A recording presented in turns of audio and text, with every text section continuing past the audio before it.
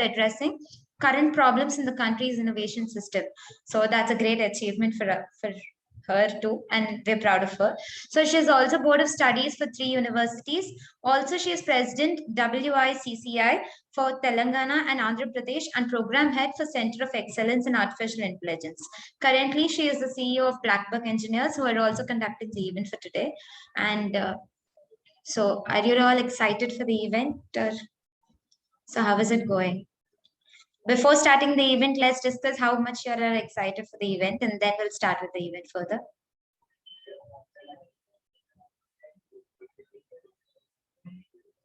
Nice. So now shall we discuss about the speaker of the event? We are here for conducting the webinar on higher education in USA and UK. And the speaker for the event is Hasid Reddy. He did his bachelor's engineering at Pullareddy Engineering College, Kurnool. After his undergraduation, he worked in TCS Bangalore for 4 years. After that, he went to UK to do master's in project management from University of Manchester. He's currently working as a project manager for a robotics company named Ross Robotics in UK, and he is also working as a program director in Blackbucks. So we welcome you, sir. Thank you. Thanks a lot. Sure. You can continue ahead. So we see a lot of participants joining, so you can take up the stage now. Yes, thanks a lot. Hello, everyone. Thanks a lot for taking your time and joining this webinar. I really appreciate you guys and showing enthusiasm to learn about higher education and joining the Blackbucks event. Thank you all. So I hope you all know about Blackbucks, correct? Can you please tell me if or chat, leave a message in the chat if you guys know, or if you guys don't know about it. Yeah, I could see yes. So I'll take it as an S since you are all here. But nonetheless, Blackbucks started in 2013 in hope to create a great vision for the students and also providing them various employability tests to help them secure good placements and also help them upskill their knowledge in various niche technologies and upcoming technologies. So that's briefly about Blackbucks. So let's quickly start why we are here. So give me a second. Let me share my screen. Yes, there you go. I hope you guys are able to see my screen.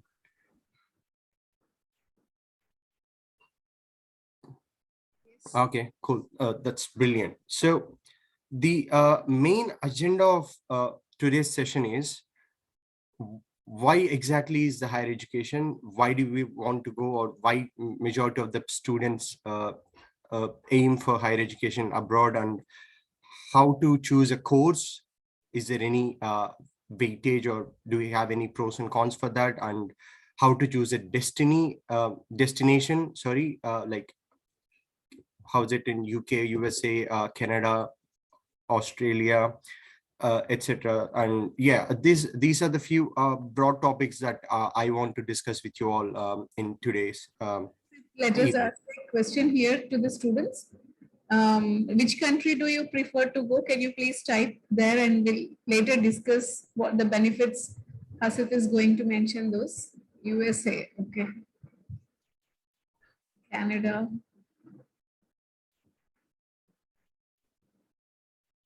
USA and Canada.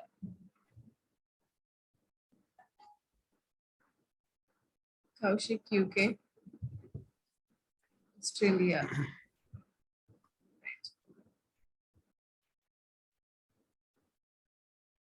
All right, we know, the aspirations of the students. Most of them UK, actually 90% US, and then few in UK and few Canada and Australia. So somebody likes Italy too. So let us, go into the session. Hasif is going to explain to us what it means in each of these countries. So yeah, Thanks, ma'am, and thanks for your responses. And also we have a Q&A session at the very end, so we can take all your questions if you have any in there. So yeah, okay, there you go. So why higher education? That is the first question that one should ask if they or majority of the people ask once they finish their graduation or undergraduation, or once they have successfully entered the final year on their undergraduation. So why higher education? So the main reason why people or the students want to do higher education is to first, obviously, the academic interest.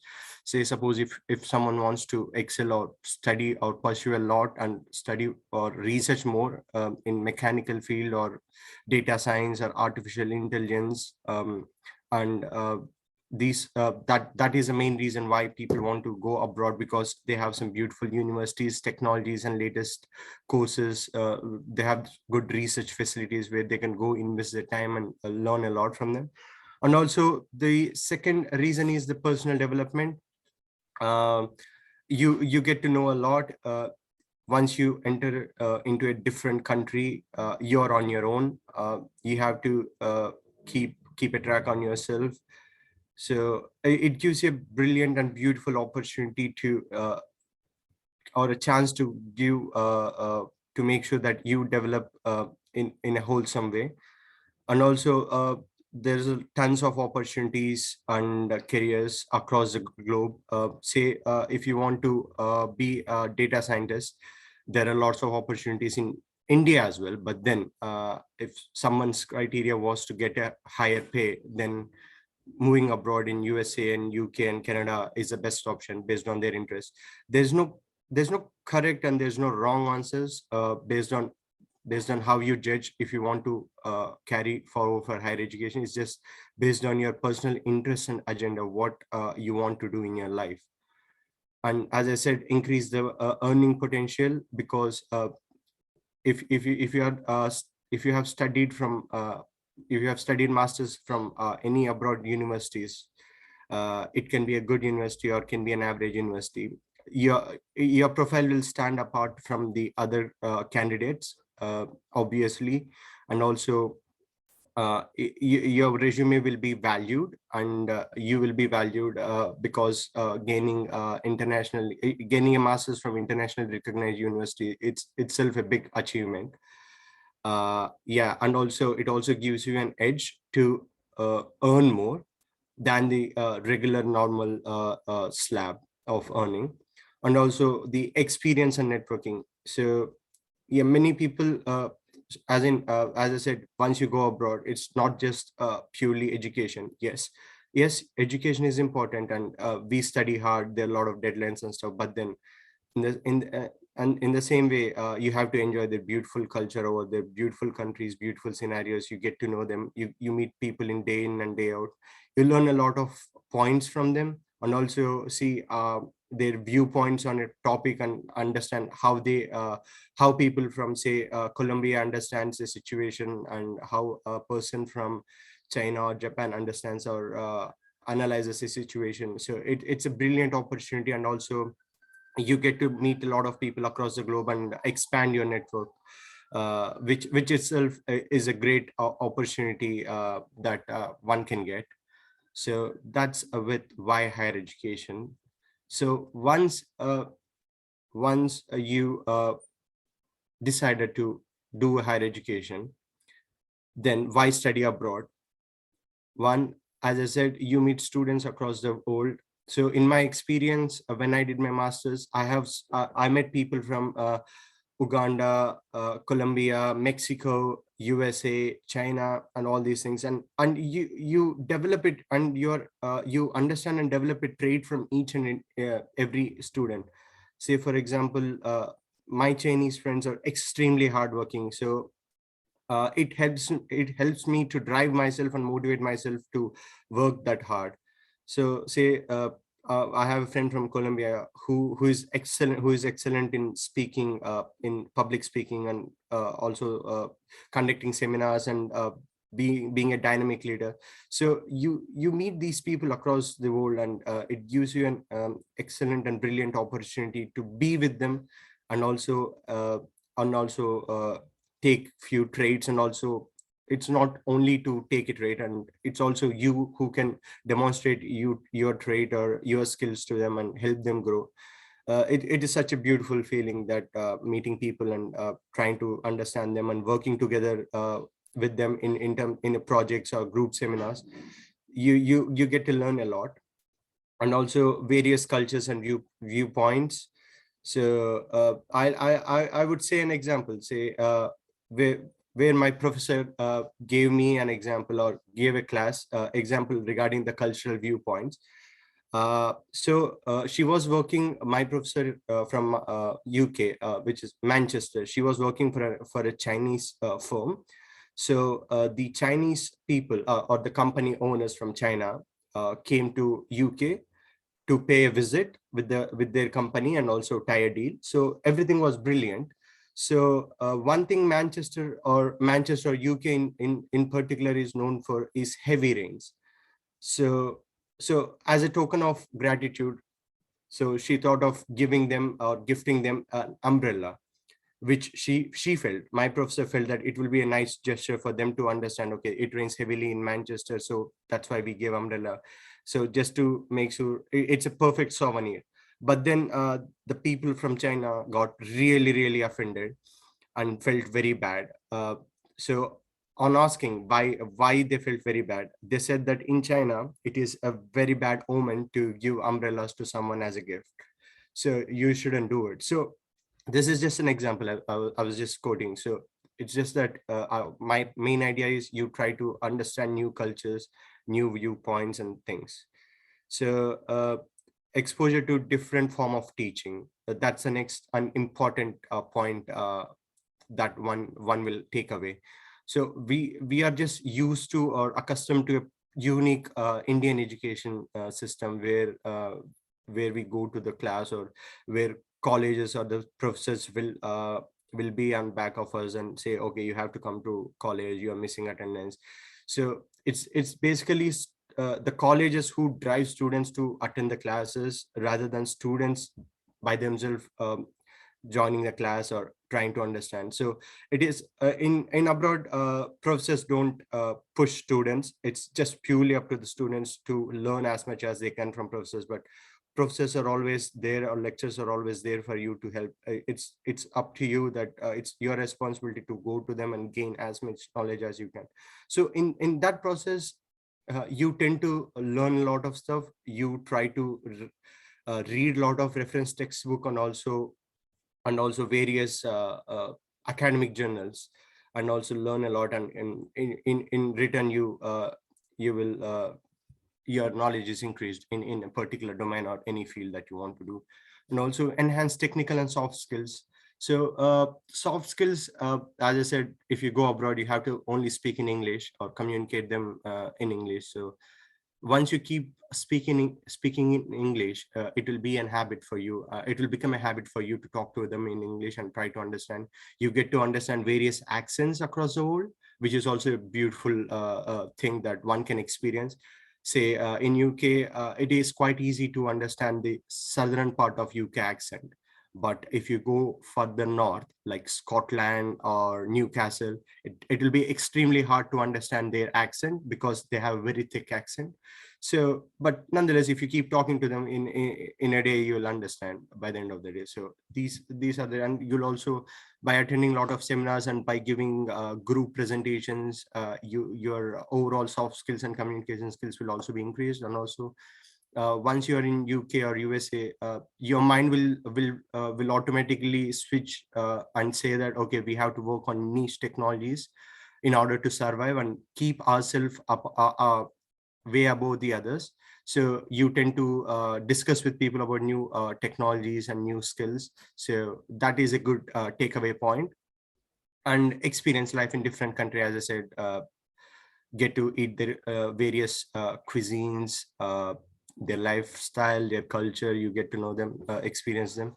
And on doing this, and keep being on your own and surviving by yourself and motivating yourself to study and attend, it will make you immensely boost your confidence, and your maturity levels will drastically increase from the where you're right now currently of understanding a thing will be completely different, and you can literally feel that you're matured enough to uh, take a responsibility of something which you have not take a responsibility for any time now.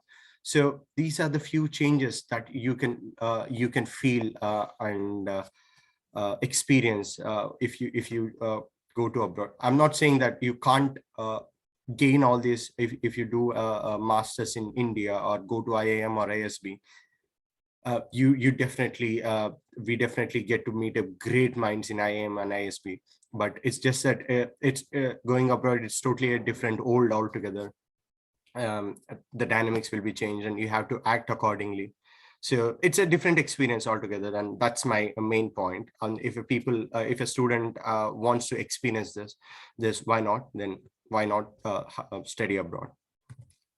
So the next important thing is a lot of people think to choose the if I talk about hierarchy of choosing an university or course or location, majority of my friends or people that I know choose country over the course, or university over the country or over the course. I'm not saying there's no correct way or order. It's just that for me this is how I would like to choose a university or a course. So my first preference would be course. So no matter where we go, like UK or USA or Canada, it could be of any reason. End of the day, you have to study. You're going there for study. You have to study something and you have to make a career out of it, which means that uh, you're literally laying a roadmap for the next 5 to 10 years. So if in that case, I would definitely give a maximum priority and give a lot of thought and invest a lot of time and thought process in choosing a course over a university or location. So for me, because doing a course, it's just that the first thing is what interests you. What do you want to study? Why do you want to study? Is this the right course for you? And say if you are a mechanical student or engineer who is currently doing an undergraduation, do you want to do something in masters, say something or any particular field like automation, or do you want to be in manufacturing industry, or do you want to do some R&D work, or do you want to be acoustics of the car, like side crash or safety features of the car? It can be anything. So choosing the course based on that is the first thing that one should do. And also many people say I'm not saying this is wrong, like many people don't know, or many students have no clue or have little clue on what they have to study. Because I know few students who has studied something, who has studied say computer science in undergraduation, and they don't want to study computer science in masters, and it is totally okay. This is what different to that of UG, and this is totally fine. It's just that masters also gives you a roadmap or a path or a chance to change your area of study, and it is perfectly fine and it is acceptable across the globe. All the companies will accept it. It is also depends on how you make them convince. Say suppose I am really interested in this technology, I want to make career out of it, and that's why I have joined this masters, and which is totally fine. So in that case, just have a basic research of what is trending currently, which course is trending or what technology is trending, and what where you can earn a maximum in terms of opportunities or even in terms of revenue by making a course or doing a job. Is it robotics? Is it artificial intelligence? Is it data science? Or is it manufacturing? Is it coding? It can be anything. So research on it. If you have little clue on what you have to do, research on it, try to understand, talk to people from various technologies or people from different places and country. I'm pretty sure these days everyone knows someone in abroad. So it is an easy access point for someone to check with them and see what's the trend in that country, and see if you can fill in those shoes by taking the course and joining it. So, and next thing is jobs, careers, jobs and careers basically. So say there might be a few people say, okay, I really don't care about what I study. I want some good job that gives me great salary. Or I'll give you an example. I have a friend who studied computer science, and he was working in a company called EY, which is basically in an audit department. So but then he came to University of Manchester, my university, and did masters in management, which is different to what he has studied in undergraduation. But here is a here's what he has done after he finished his masters. So he once he finished his masters, he went back to his previous job role, which is like or being in the department of audit, and he has applied for those roles and careers in UK. And he did not study in masters in management, even though there are few topics which are related, but then not in a wholesome way. So when I asked him why he would do that, something like this, he said that I really want to do some management, and I'm pretty sure that I don't want to be in management field for a long time.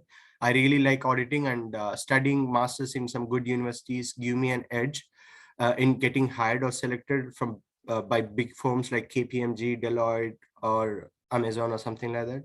So that is a reason. So there could be any reason. So but you should also see that, okay, by doing this course, what are the jobs and career opportunities that I get? Is this good? So I mean, you can do some very good course which interests you, but if there are no job opportunities in that field in that country, there's no point of you doing it. I mean, there's definitely a passion criteria where you can go and do it, but I'm just saying that if someone is also worried about jobs and careers, one should take into account. And the next thing is what exactly the course is offering. Say for example, mechanical engineering. I keep going to mechanical engineering because that's what I did in my undergraduation.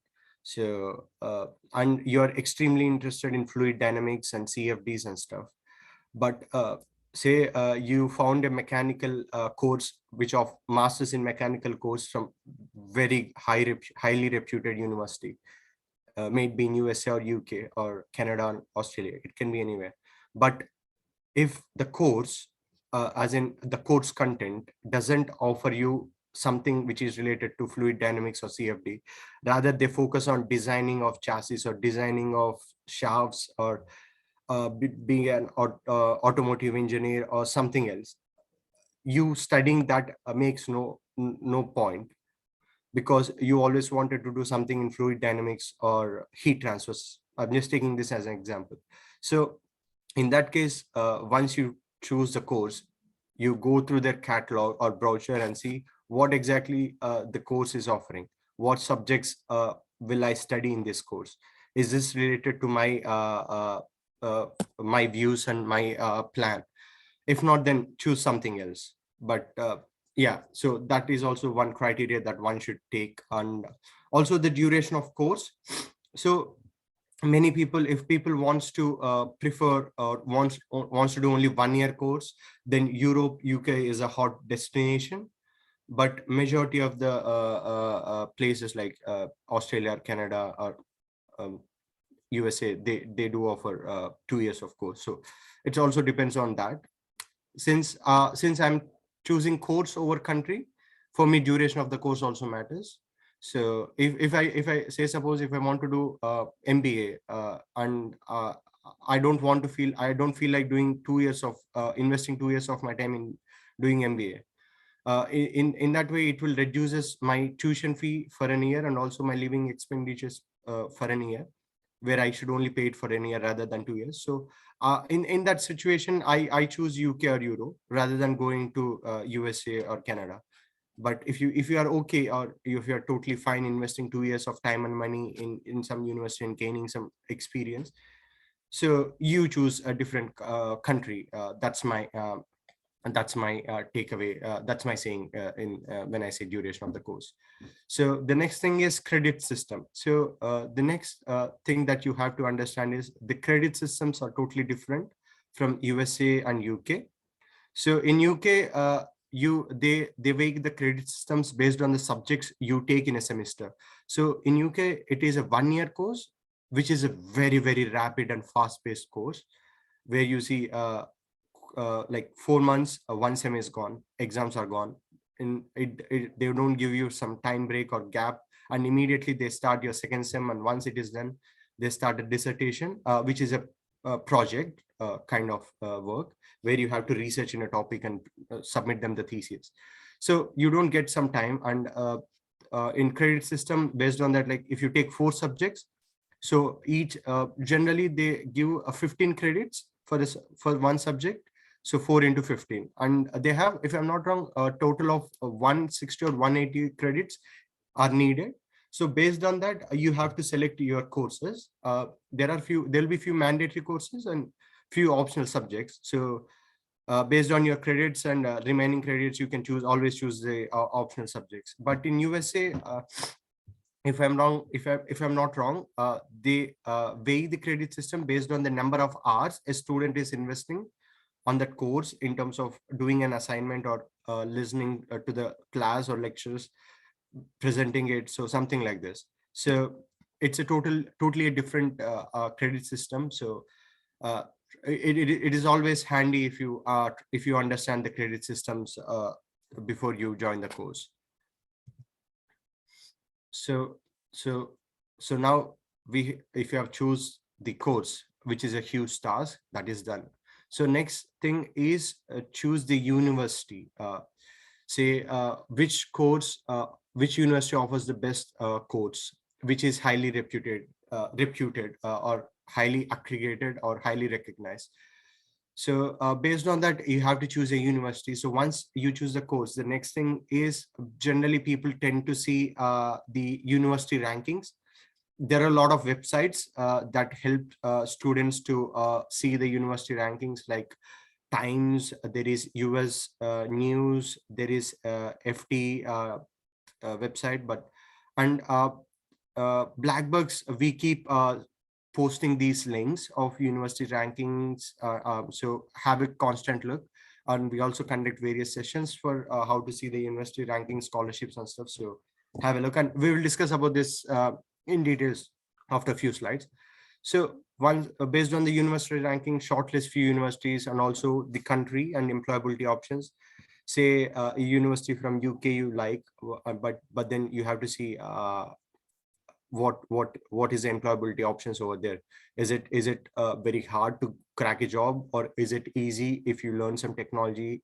So these are the various options that you have to weigh.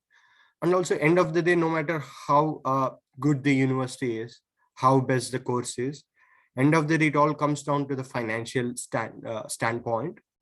So the thing with the top reputed universities, they demand an extremely ridiculous amount of tuition fee.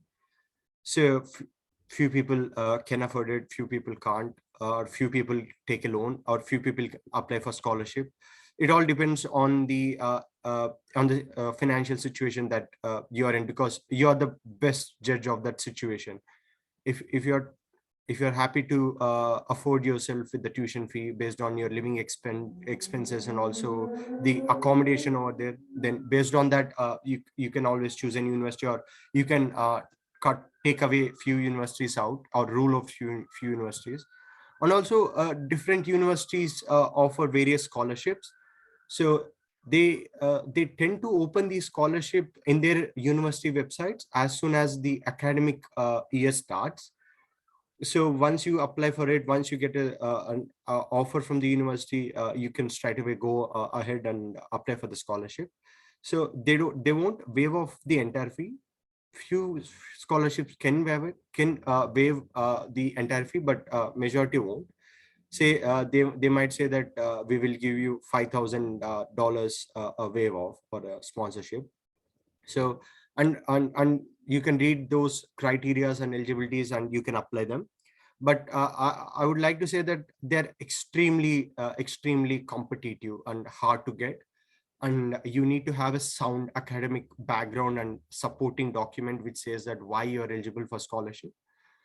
And apart from that, the government of India also offers various scholarship. You can go to the website and you can see, as I said, we will keep posting you guys these details. And also I have a friend who has who has studied masters in UK using an scholarship called Shiving. So basically they will sponsor your entire course amount, and it is competitive as well. But the only catch is you can't continue in that country after your graduation. You should definitely come back to your home country. So if that kind of scholarship suits you, then yeah, why not? So as I said, you are the best judge, and there are a lot of scholarships that are available. So, and also the next thing is, how is student life and how is student support in the universities? So in general, any university, there will be a brilliant student support that one will give. There will be a lot of communities and a lot of various activities, like in terms of environment or even in technology or teaching students. So there are various activities and support that student universities use. So have a look in their website. When you choose a university, go to their website and research as much as you can and try to understand everything about the university before you choose the university. And also types of visas provided by that country. So in USA, it is extremely challenging in terms of visas. I'm pretty sure that you must have also heard from various people. You might be friends or your brothers or cousins or whoever it is. You always hear from them that my visa is not allowing me to come back to India for some time. So, and also the H1N, if I'm not wrong, is based on the lottery system. So there are various options and visas that are available. And when it comes to UK, so there are no lotteries, there are no lucks. It's just pure straightforward thing. So you enter UK in tier 4 student visa, and once you have completed your masters, you are eligible for PSW visa, which is post study work visa, which allows you to be in that country. Even though if you get a job or not, you can still stay in that country. You can work there, you can do part-time, you can't do, I mean, you can just chill and relax. It's up to you. It's just that UK government allows you for 2 years to stay with them, irrespective of the job status or status. So once it is done, once the 2 years is done, or even before attaining the PSW, there is a visa called skilled worker visa, which majority of the students, or even I am in under that visa in UK, where companies, where you say, suppose you have applied for Amazon, you got hired. So what the company does is they will sponsor your visa. So they will say to the government saying that, okay, this guy is working with us, we are sponsoring this guy. So and based on that, they will send you a letter, and you can apply for you can apply to the government saying that, okay, I need skilled worker visa.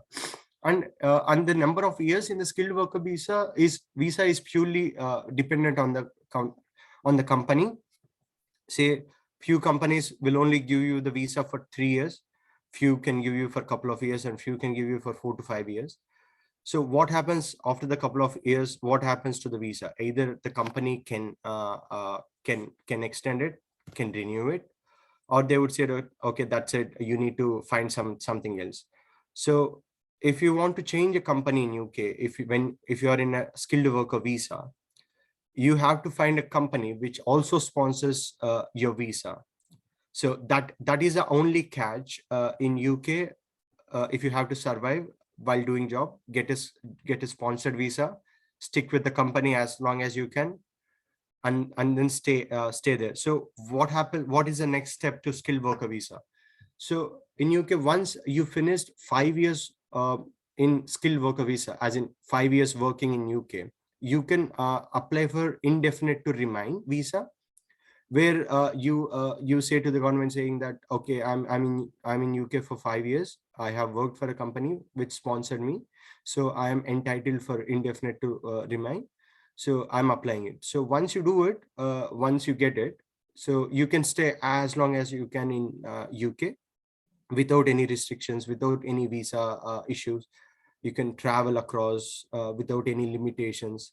So it takes 5 years of your time to attain that status in UK. But in Canada, it is quite straightforward, I guess. After 2 years, you can raise a PR based on they have a weightage based on the role that you have studied. The age limit is a factor, and also they also see the English speaking language, how much you scored in IELTS or TOEFL, and also what kind of job you're doing, how much you're earning. So based on these points, if you pass their benchmark point, they will give you the PR in Canada. So these are the various visas that are there in different countries. And since we are confined by time and this is not our major focus point, we are not dwelling much into visas, but we will definitely cover these points in detail in future upcoming webinars. So okay, one, we are done with the universities, we have choose the country, we have choose the course. What next? So once you go to the, once you're shortlisted the course, each university gives you saying that acceptance criteria or eligibility for a student to apply for this role or job, or sorry, for this course. So UK, if as long as you're not doing an MBA in UK, you're not required to give you a GRE score or GMAT score. Only your TOEFL or IELTS score are very good enough to get a seat, and majority of them say the cutoff is 7 overall score in IELTS. If you score more than that, you can apply for any of the universities. And in few universities, like University of London or University of Manchester or University of Warwick, they will ask for GMAT or GRE for the students who are applying for MBA. And other than that, any masters, you don't need GMAT or GRE. But there are few universities like London School of London Economics and University of London, where they definitely ask for your GMAT score even for masters. So, and saying that, it's only very few universities that ask GMAT and GRE score for masters, but 99% of the universities you don't have to have a GMAT or GRE. It's just that your English speaking skills are good enough. And even in few average universities and below average universities, or even above average universities, they accept only as long as you have some good score in your class 12 or in your intermediate. As long as you can show them that your English score is good in your class 12, you don't have to submit your IELTS and TOEFL score as well. So it all depends on the universities and the course that you are applying. So have a go through. But it is mandatory. The GRE and GMAT is a definite mandatory if you're applying for USA. IELTS and TOEFL is also mandatory, but they view that application based on the English academic speaking criteria. So they also see your GMAT, they also see your IELTS. So based on that, you have to apply. And the application process is completely different from USA, UK, Canada, and Australia. So in UK, okay, you like an university, you go there, and before I come to that point, the to-do list that you need to have in applying any university is a letter of recommendations. It can be your professor, it can be your training and placement officer, it can be an officer or a guide or a manager that you're doing an intern with. It can be your principal, it can be anyone in your academics if you're not working. If you're working, it can be your manager. So the letter of recommendations, at least I would recommend 2 letter of recommendations from 2 different people would be good enough, where they say that, okay, I recommend this student to go ahead and study. He has all the skills that are necessary to acquire or study in your universities. And there is a format for various universities, or even we will help you guys learn how to write a LOR. And the next thing is statement of purpose. This is the document which is very important and where you have to give maximum effort, saying that why you as a person feel eligible to apply for this university, or feel eligible, or feel that you deserve a role or a placement over there in their universities. So you need to say that you're technically sound, or you have learned what you have learned in your engineering course, or what skills you have acquired and demonstrated, and various fields that you have to topics that or topics that you have to cover in that statement of purpose. And having a resume or CV, that's a mandatory, and I'm pretty sure that everyone has it now. If not, then we would also help you guys frame your CV or articulate your CV. And the next important thing is transcripts, which you get once you finish your graduation from universities, undergraduate universities. So these are the things. Once you get these things done, say if you want to apply for UK, it's quite straightforward. You go to the university website and you apply to the course. Majority of the people doesn't ask for application fee, but few universities ask, and if they ask, it will be around like 5,000 to 10,000 Indian rupees. And you submit their letter of recommendation, you fill their application form, statement of purpose, resume, transcripts. Once you send them, it is done, and they will review it, and they will send you back their response, either you got your seat or not. But in USA, majority of the consultants or majority of my friends say that the type of LORs that you write is completely different from the course that you are applying to the university that you are applying. So you need to do a lot of research on structuring the LORs and SOPs. And also, once it is done, they charge you ridiculous amount of money in order to apply. And that is why once you finish your GRE exam, the ETS who conducts GRE will give you a free shot for applying 5 universities with no cost. So so you plan accordingly when you're giving your GRE score or exam. Say, okay, I can apply for these universities based on the score. So you don't lose a lot of money in applying for these universities. So once you apply for these universities, sending them SOPs, LORs, resumes, and also you need to courier your transcripts to them. And once it is done, they will give you an I-20 form saying that, okay, you got a seat. Only after that, you can go ahead and apply for your visa. So this process of applying, we can talk in depth about them in further sessions. So I think, if I'm not wrong, this is my last slide. I just want to talk about this slide because you might hear many people say that, okay, how to apply, why should you apply? But only few people talk about saying that what is life over there once you join the university. So as I said in my first slide, that the education system is entirely different. Rather than university being rather than university driving the students, it's just students us driving ourselves and motivating ourselves in attending these courses.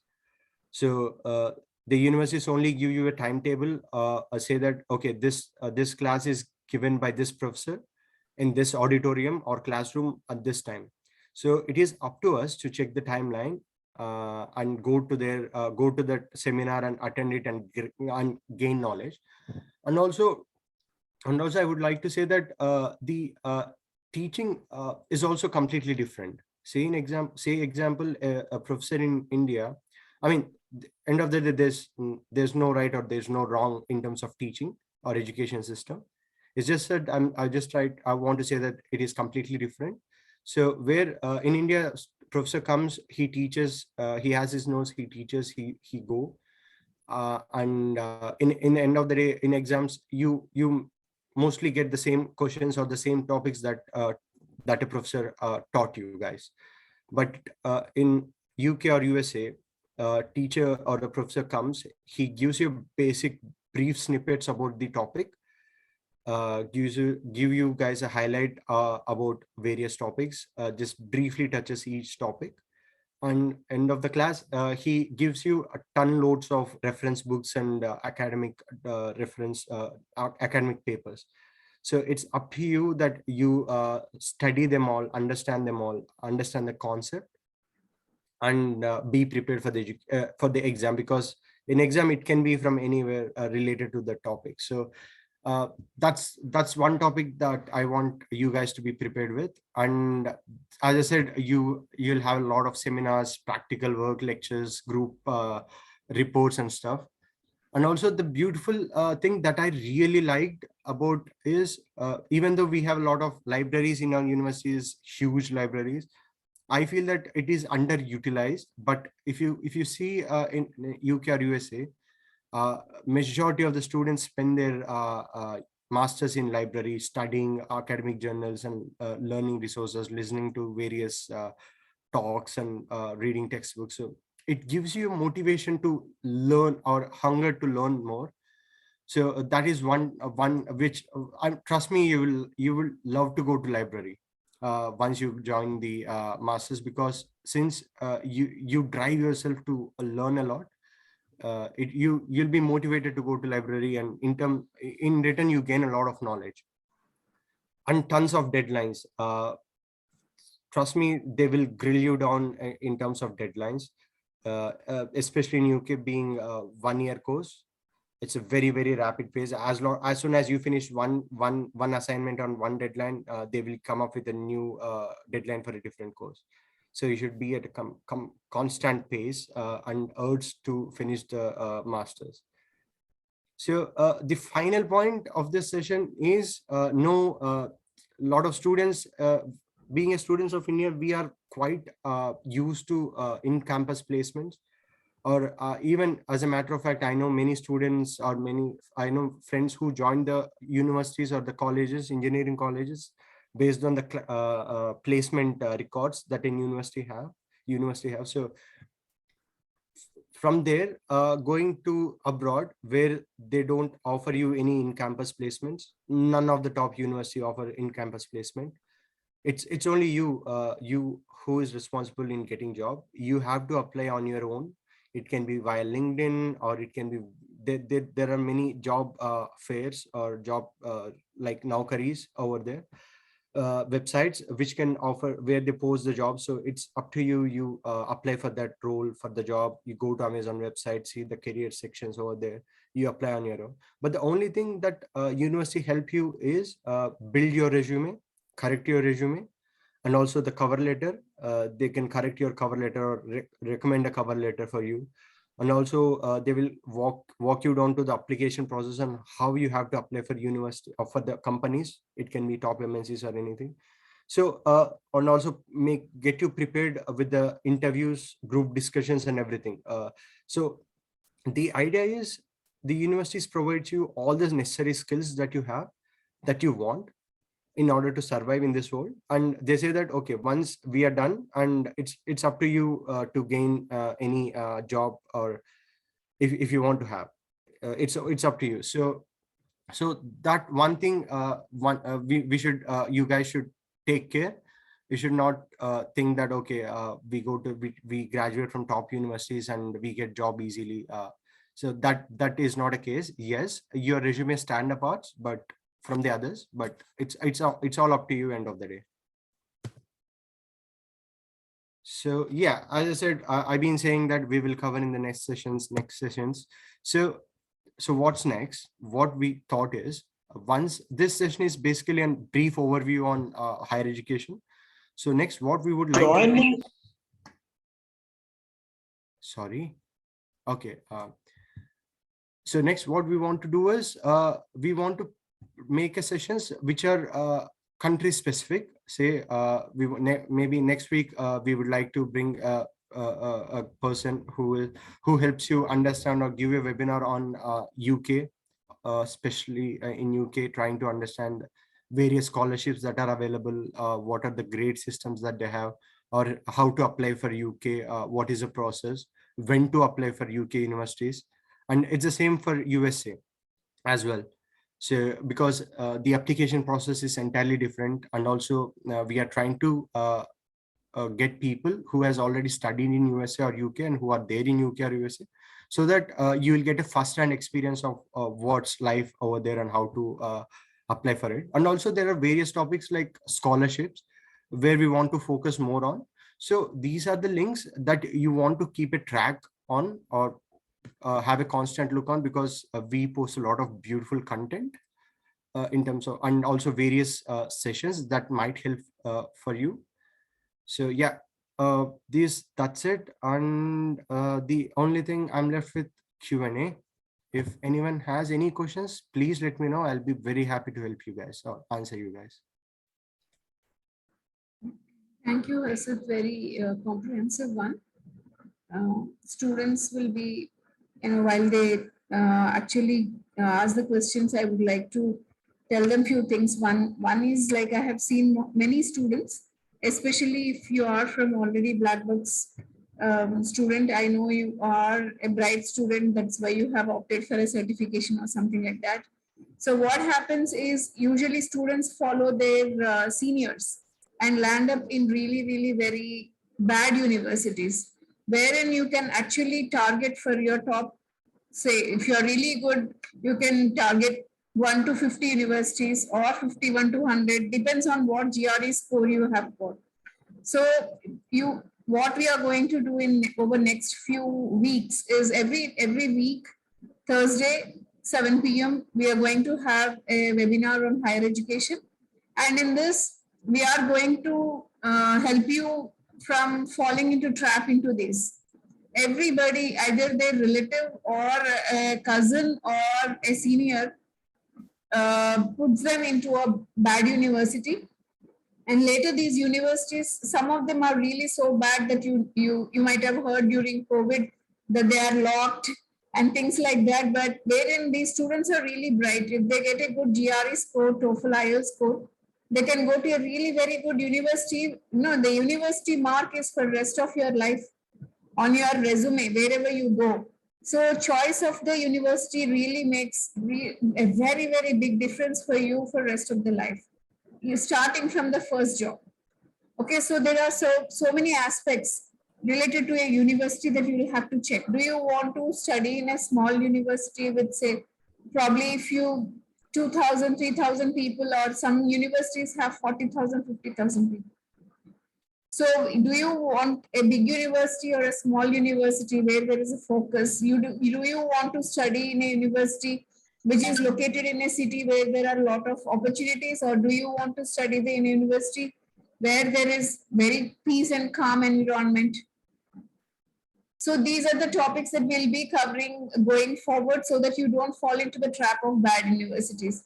And especially, these classes or these webinars that you'll be having every Thursday 7 p.m. will help you will help you from falling in the trap of counselors. So all the students who are in BTech and whoever wants to go to the or BBA, or whoever wants to go to overseas for their higher education, go to the counselors. And who do the counselors refer? The counselors usually refer to the universities which pay them the highest commission. So all the overseas consultants work on commission basis.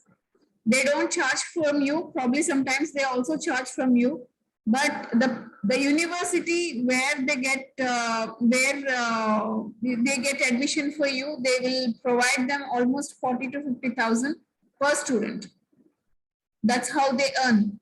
Okay, so you have to be really very careful about even if you want to go to a counselor or consultant, which one has the best ones for you, the best listing of the universities for you. That is what you'll have to say. So going forward, Hasit is going to lead this team, who will be providing you not only with this webinar, but you also, if you are already member of Blackbucks, there is a special section that we are introducing in TapTap.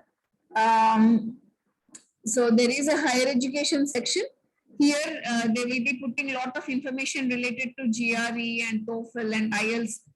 You can also prepare. You don't need to wait for long. Okay, I didn't share my screen, so that's okay. We are ending the.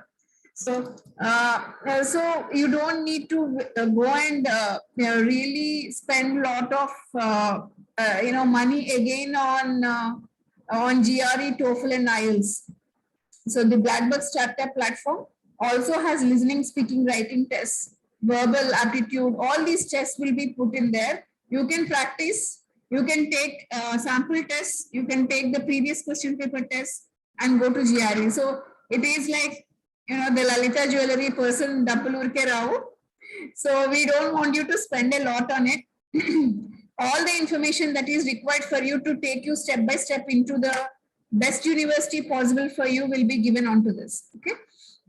Secondly, what Harshit is also going to do is over next few months, every week during this time, he is going to invite somebody from universities.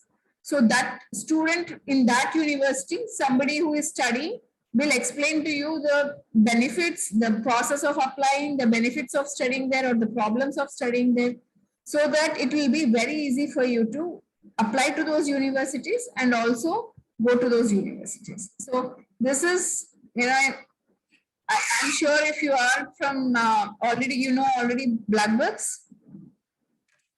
Preparation strategy. Yeah, the preparation strategy also will be provided to you, Elias. On the TapTap platform, there will be certain documents, test preparation, also not only the strategy, preparation questions also will be there. And also practice questions will be there. And you will be getting a score, which you will be seeing how much similar it will be to your GRE score. So this all will be there on the platform. Okay. So it is for people who are smart, that you don't need to spend, and also who are from humble backgrounds, then also you don't need to spend. So totally you don't need to spend it all, because there is a whole lot of information, and only that you need that step-by-step guidance towards your good university. So you should have usually dream universities, two dream universities, to reach universities where you can easily get. So there are strategies where you can choose the university and get into a university for sure 100%. All this will be covered by every week, Thursday, 7 p.m. Okay. Now we can get into your questions. If you have any questions, then the platform is already there. If you are a student, then Blackbucks student, then you can already access it. Green card, Yogesh, let us first talk about how to get into there. Green card is difficult. Some of my friends who are there for 6 years still haven't got green card. Some of them who for the first year, if they go in a very good, if they get into a very good company, like say Google or Microsoft, the green card process becomes very easy. They'll get in 1-2 years. But let us talk about first getting there. So Hasit, you have a question there? I'll take that from Kaushik, correct? So is there any difference between going abroad after completing our undergraduate or going after 2 years of experience working in a company? So that's a very good question, because even I wanted to figure out when I was doing my undergraduation. So the thing is, if say, for example, in my case, I took a break of 4 years working for a company, and then I went to do my master's. So what happened is, so if you have an experience, you kind of understand what the professor is teaching, and you'll automatically try to place that concept in a working environment. See how you can apply that concept over there, rather than you without experience is basically you going to the professor trying to understand. If you have an experience, you can try to analyze what exactly the situation is, what the topic is about. But this downside is, even though you have, say you said 2 years of experience, even though you have 2 years of experience in India, you will be considered as a person with zero experience abroad. So even though I have 4 years of experience, a lot of companies in UK won't consider my 4 years of Indian experience. They only talk about my 1 year of experience in UK. So it all depends, Kaushik, but yeah.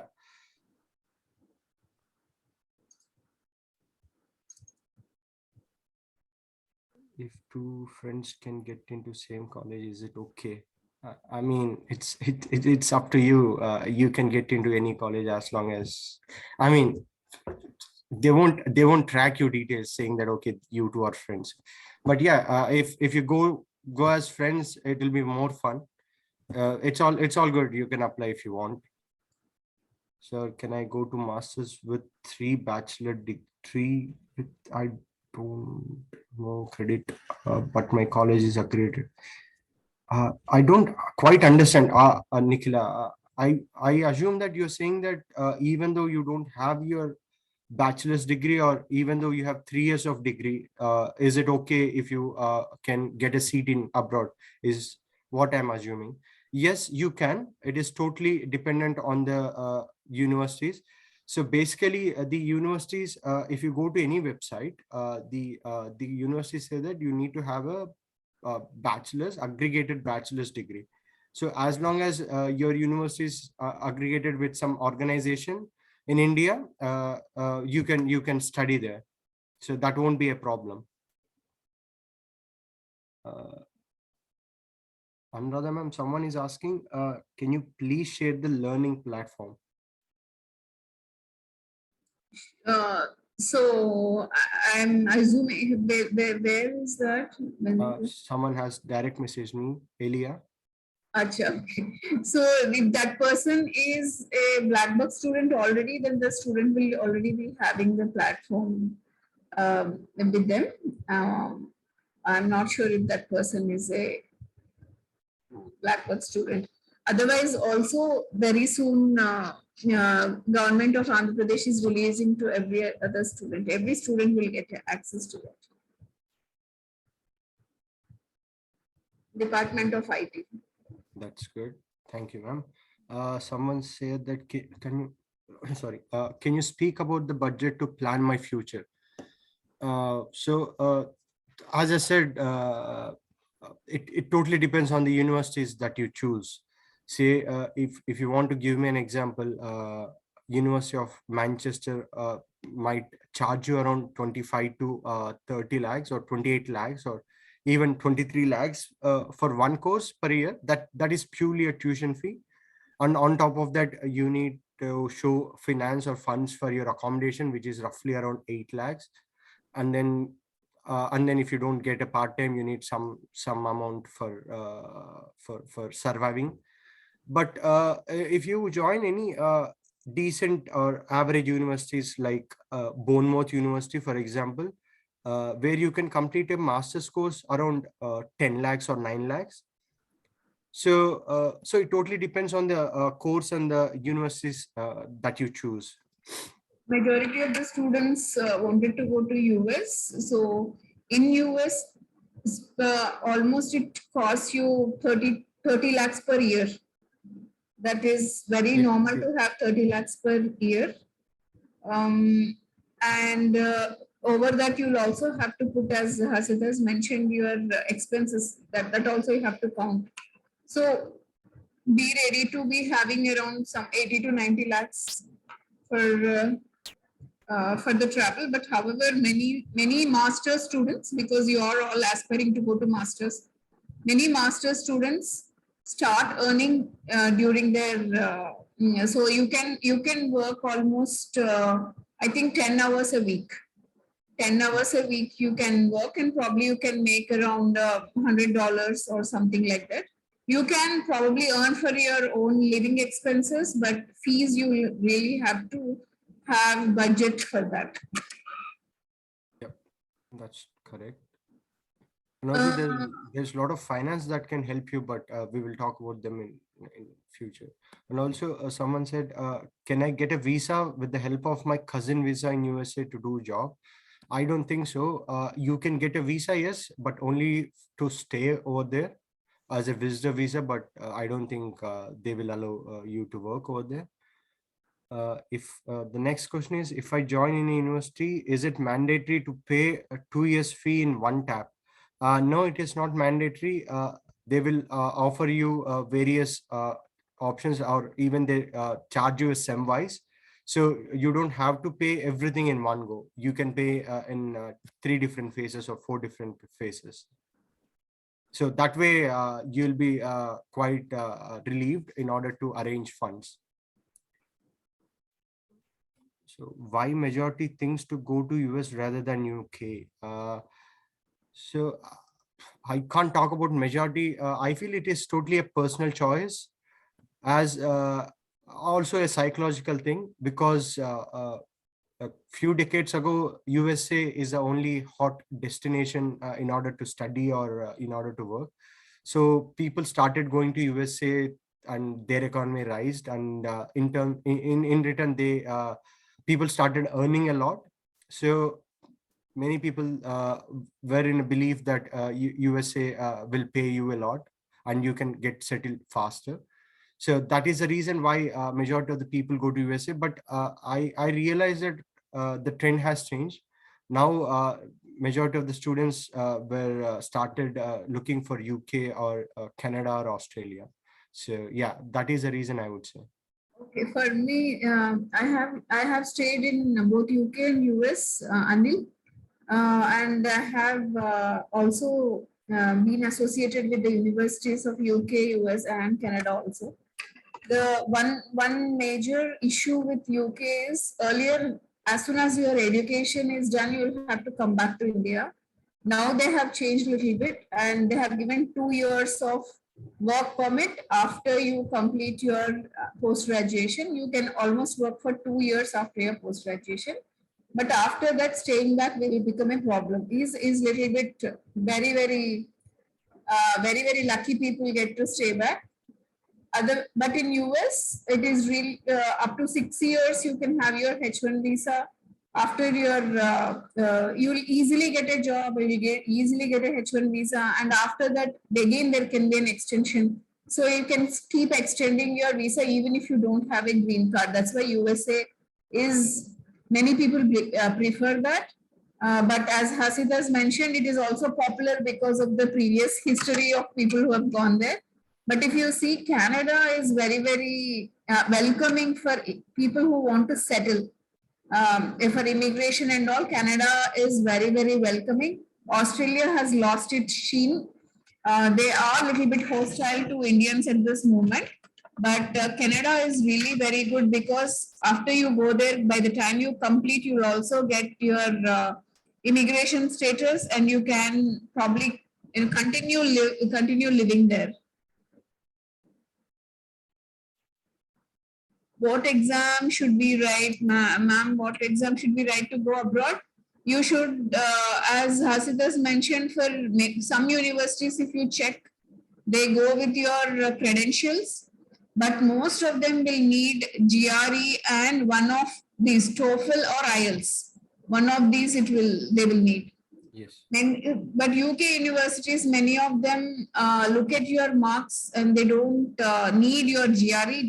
Many of them don't need GRE. Few of them will need IELTS and TOEFL or TOEFL. Yep. True.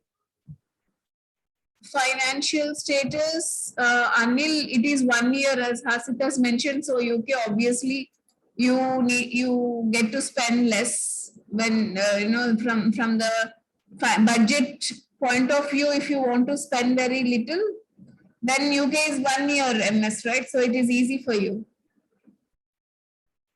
Do you have any in life sciences for R&D? Sorry, Nikhila, not really very good at it in life sciences for R&D. It might be good. All R&D is very good. That I can say, not especially life sciences, but all R&D is good. I just mentioned which one is good. Hasit, you have Kaushik's question once again. Yes, sir. Doubt in that everyone wants to settle in life as soon as possible. Some people really need to plan their budget, so they have to work in a company for several years. So how much possibility we have to settle before? Frankly, I don't know. I mean, it totally depends on what you see as a settlement, right? So I think ma'am can answer that best. What does he ask? That everyone wants to life as soon as possible. Really need to plan their budget, so they have to work in a company. So yeah, I am the example for that actually. So I had to really take a long route, and then I have worked for Satyam and Wipro. Satyam sent me to Germany, and Wipro sent me to US and UK. So there are so many routes.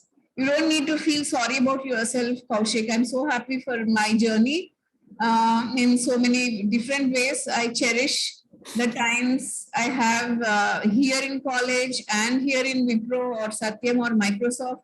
And also I've cherished the times I had in UK and US. There are so many routes, and the age of a person has grown to 85. Till 85 you have so much of time. Earlier people used to become old by 30, 40. Now people don't become old by 85, so it is okay. You don't feel sorry about yourself. Yeah. Keep enjoying according to your limits. Find the best within that. So also, my professor also gave me an example saying that a couple of years ago, he had a student in my same course that I have studied. He was from Japan, and his age was 45.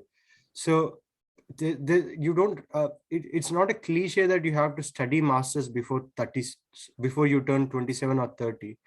Masters is a thing where you can study at any time, any point in your life. So it's all relevant. So you don't have to feel stressed about it. What's the minimum GPA, Hasit? Question to you. No, there is no minimum GPA. So also they only say that you need to have some decent score. So few universities, if I'm not wrong, they would say you need to have around 65%. So if you can convert that to GPA, you can match that. Ma'am, can we get any consultation to us for studying abroad? Just to keep logging into this session every Thursday, 7 p.m. And we'll definitely find a route for you for studying in abroad. There are other chances also. There are things like Germany where you don't need to, there is no fee. In Germany, there is no fee. Okay, so all students, your friends, everybody follow this. Don't wait till the last moment. That is when you'll have to spend high. Okay, if you start planning from now, you don't need to spend. Thank you, Anil, for recognizing our efforts. Yeah, we are sincerely working towards benefit of the students. Which exam is better for GMAT? Or GMAT is for management students. GRE is for engineering. If you want to do MS, then it is GRE. If you want to do MBA, then it is GMAT. Yeah. If we clear backlogs before final year, can we go in the first intake after BTech? Yeah, as long as you have the transcripts ready with you, you can travel anytime, Navina. So yeah, the only thing is you need to have your transcripts ready before you travel. Also, there's a message saying that please tell me what you know about or any idea about the Teesside University.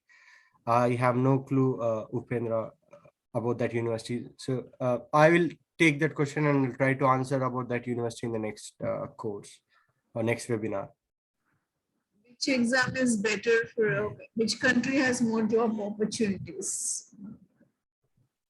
Okay, so fortunately, all the countries that we are talking about have opportunities. So you don't need to worry. There's not this much of competition that you'll have to really work so hard. Usually people end up getting jobs, so don't worry about it. How to get access of tap. Elias, are you a Blackbucks student already, Elias? IELTS or PT, which is best? Yeah, anything. Universities keep accepting. These are the test speaking language criteria. So you can write IELTS, TOEFL, or PTE, or even you don't have to worry. Say suppose if the university cutoff is 7 and you only got 6.5 in IELTS, you don't have to worry. you can still go ahead and apply for the university. But the only thing is you need to take a speaking course after joining the university. So that's there. Okay, Elias, if you have taken the program, then that means you will have access. So the students who have filled the form today, we will make sure you will be getting your access by next Thursday. All right, Elias, you will get that. Thanks for being persistent with that question. When will I get access? Then he is always persistent with the question. So you will get, Elias.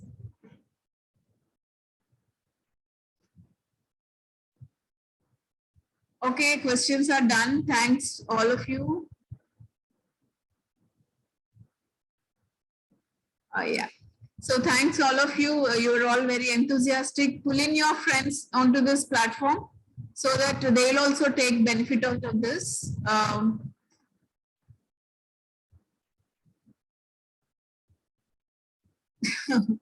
You should have bank balance. We'll find out. No, you keep joining this session. We'll find out what are the alternate ways without bank balance. As I said, Germany will not need that money. There is no fee in Germany. So let us talk about all those things in the coming week. All right. Who is BB22A100? What's your name? AI00.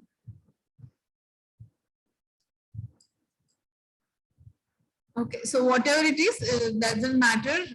You all will take benefit out of it. So next Thursday, we will talk more about these things. Hasit, anything else you want to mention? Yep, nothing for now. So I'm trying to reach out people from various universities. So we will keep you posted with the latest updates, and see you guys in next Thursday.